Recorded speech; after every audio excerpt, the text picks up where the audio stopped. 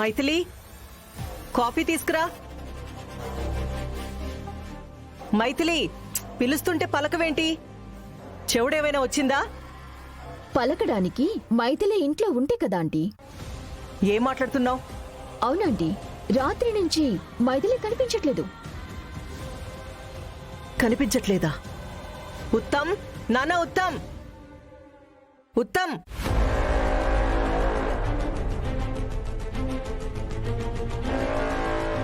ఏంటమ్మా పిలిచావు? మైథిలి రాత్రి నుంచి ఇంట్లో లేదా? లేదమ్మా. ఏమైందిరా? మైథిలి ఎక్కడికెళ్ళినట్టు? ఇంకెక్కడికి వెళ్తుందా ఆంటీ? వాళ్ళమ్మా నాన్న ఉండటానికి ఇల్లు లేక బీతిన పడ్డారు కదా. బహుశా వాళ్ళ కోసం ఇల్లు వెతకటానికి వెళ్ళుంటుంది.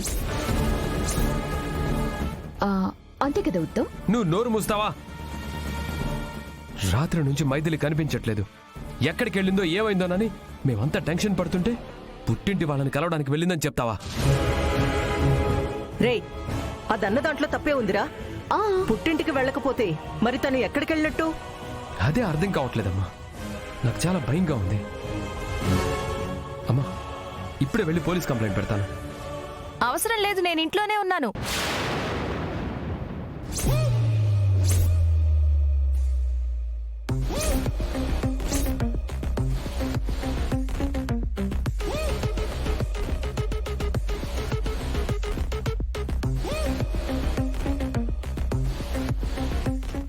మైథిలి, రాత్రంతా ఎక్కడికి వెళ్ళావు మైథిలి?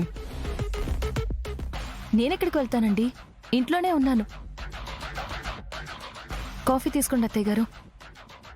ఇంట్లోనే ఉంటే ఇంట్లో వాళ్ళు ఎవరికీ కనిపించకుండా ఎక్కడున్నట్టు? అలా అడగండి ఆంటీ. ఇంట్లో ఉంటే ఒకరికి కాకపోయినా ఇంకొకరికైనా కనిపించాలి కదా. ఆఖరికి కట్టుకున్న భర్తకి కూడా కనిపించలేదంటే నువ్వు ఖచ్చితంగా ఇంట్లో లేవు. ఉన్నట్టుగా నాటకాలాడుతున్నావు. నువ్వు నోర్మొయ్.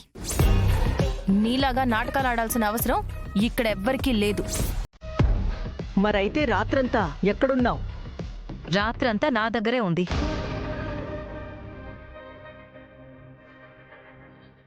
నీ దగ్గర? అవునొదినా, రాత్రి నాకు ఒళ్ళు నొప్పులుగా ఉన్నాయంటే మైథిలి రాత్రంతా నా గదిలోనే ఉండి నాకు సేవలు చేసింది. అందుకే ఎవరికి కనిపించలేదు. ఓహో, మీ గదిలో ఉందా అమ్మా? నేను ఇల్లంతా వెతికాను కానీ నీ ఒక్క గది మాత్రం వెతకలేదమ్మా.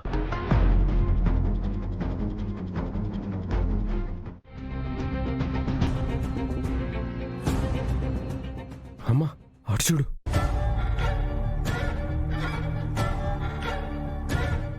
మైథిలి. అమ్మ మైథిలి. అమ్మా, వినడానికి చేదుగా ఉన్నా నాన్న లాంటి మావయ్య నువ్వు అనుకున్నంత మంచివాడు కాదు. ప్రాణాలు తీసే అంత దుర్మార్గుడు. కట్టుకున్నవాడు కసాయివాడైనా వాడు కట్టిన మాంగళ్యం గుండెల మీద ఉన్నంత వరకు వాడు చేసిన పాపాల్ని గుండెల్లో దాచుకోవాలని మన పెద్దలు చెప్పారు నాన్న. ఏం చేస్తాం? ముందు వెళ్ళి మన మైథిలిని కాపాడుకోవాలి. ప్లీజ్ చూడకుండా దించేశారేంటి? దంపదా. అమ్మా, మైథిలిని తీసుకురావడానికి ఇదే కరెక్ట్ టైం. వెళ్దాం పదమ్మా.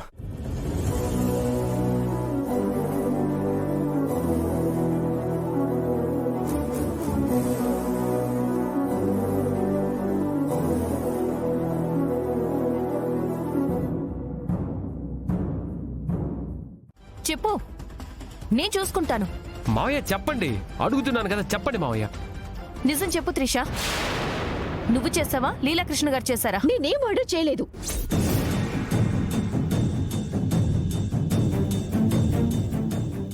జరిగిన మర్డర్కి నాకు ఎలాంటి సంబంధము లేదు.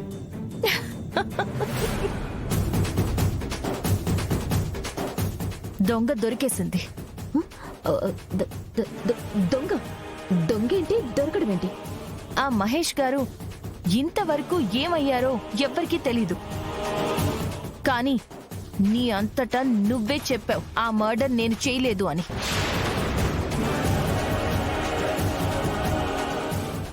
అంటే తను మర్డర్ అయ్యాడు అన్న విషయం నీకు తెలుసన్నమాట. నాకేం తెలీదు.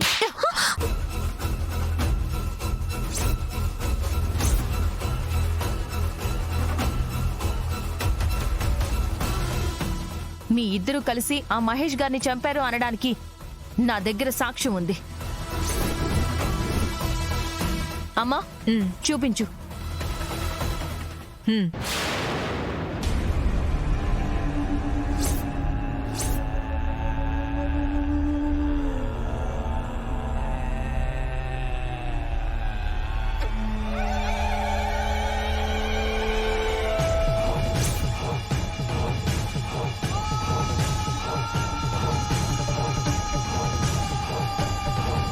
ఏంటి షాక్ అయ్యారా?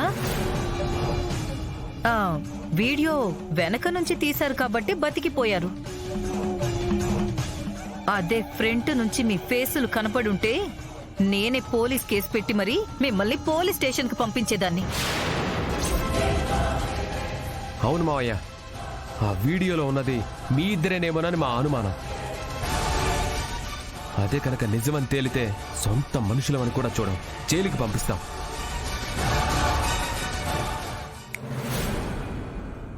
ఒళ్ళు దగ్గర పెట్టుకుని ఉండు.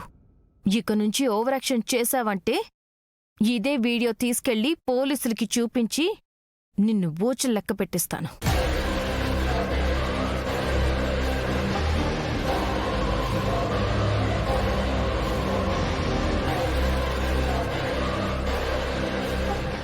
ఇంకొక్కసారి పరాయి అమ్మాయి వైపు కన్నెత్తి చూసినా, వాళ్ళని గోకాలని ట్రై చేసినా ఈ వీడియోని పోలీసులకిస్తాను. శ్రీకృష్ణ జన్మస్థానానికి పంపిస్తారు.